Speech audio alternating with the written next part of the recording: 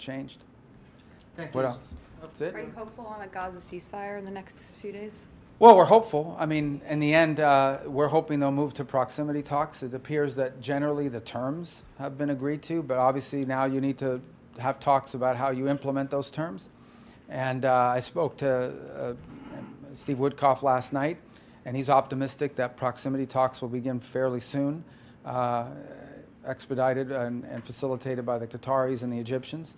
And so, but we've seen talks fall apart in the past at that stage of proximity talks.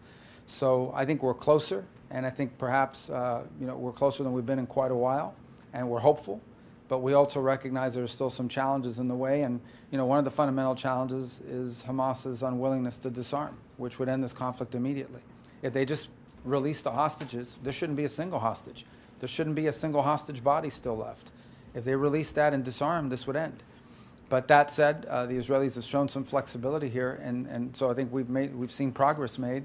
So we're hopeful, but we also understand that these things have been difficult for a reason. But we're hopeful that they can move to proximity talks pretty quickly and go from there and have a ceasefire in place in the near future.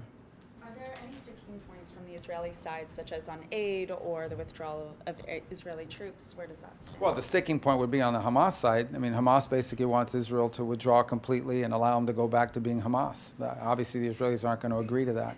I think the easiest way to end this, that's not what the agreement is, but the easiest way to end this is for all the hostages to be released and for Hamas to disarm. Absent that, the Israelis and Hamas, through the through the mediation of Qatar and Egypt, have reached an understanding on a 60-day ceasefire and some elements of that with regards to humanitarian aid through international agencies resuming and so forth. But now you've got to have talks about how do you implement that. And that's where this has fallen apart in the past. We're hopeful that'll work out. We're doing everything we can. We'd like to see a ceasefire. The president's been clear he wants to see a ceasefire. And we've invested a lot of time and energy. I know Steve Woodcock works hours every single day on this topic alone. So we've invested a lot of time into that. We'd like to see it happen.